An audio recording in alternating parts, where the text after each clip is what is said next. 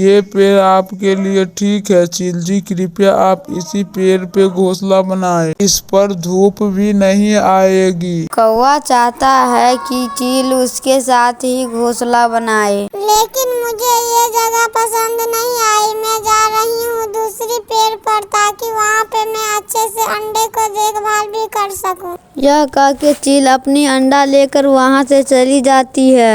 कहीं चील उस छोटी चिड़िया के पास नहीं चल जाए, नहीं तो मैं उससे नीचे हो जाऊंगा। जल्दी मुझे कुछ करना होगा।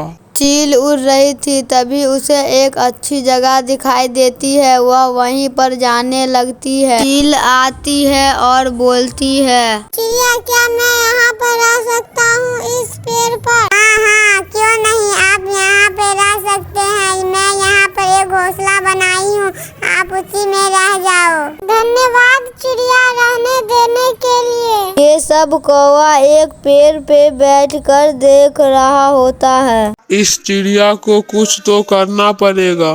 चील और टूनी में बहुत अच्छी दोस्ती हो जाती है। टूनी चिड़िया और चील एक दिन खाना लाने जाते हैं। टूनी चिड़िया और चील जा रही होती है, तभी कौवा उस पेड़ पर से देख लेता है। क्यों न मैं इस टूनी चिड़िया और चील का अंडा बदल दूं, ताकि इन दोनों में झगड़ा हो जाए और ये दोनों अलग हो जाए। उसके बाद मुझे तो मजा ही आ जाएगा। उसके बाद कौवा उड़कर उस दोनों की घोंसला के पास जाने लगता है। कौवा सोचता है अब मैं जल्दी से इनका अंडा बदल देता हूँ।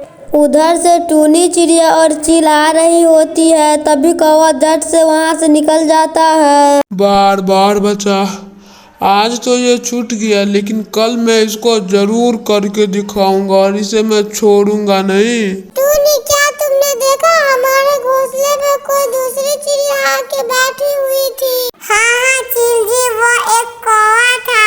लगता है वही कौवा था जिसके पहले मैं उसके घोंसले पर गई थी एक नया घोंसला ढूंढने।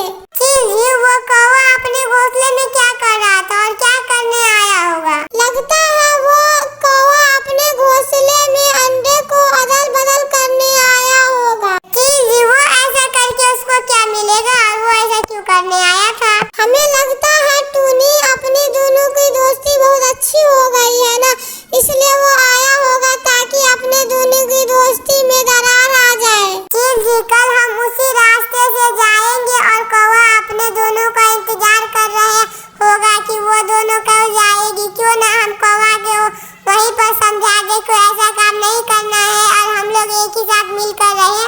हाँ टूनी चिड़िया, तू एकदम सही बोल रही है। हम वही रास्ते से जाएंगे और कौवा को देखेंगे कि वो है कि नहीं। अगर वो हम लोगों का इंतजार कर रहा होगा तो हम उसे समझा देंगे कि अपने लोग एक ही साथ रहो। अगले दिन जैसे ही सुबह होती है, वो दोनों उसी पेड़ की तरफ जाने लगते हैं। उसी पेड़ पर जाता है, वहीं पर कालू कौवा बैठा होता है। सुनो कालू, तुम कल ऐसा क्यों कर रहे थे? हम लोगों का अंडा क्यों अदल बदल कर रहे थे?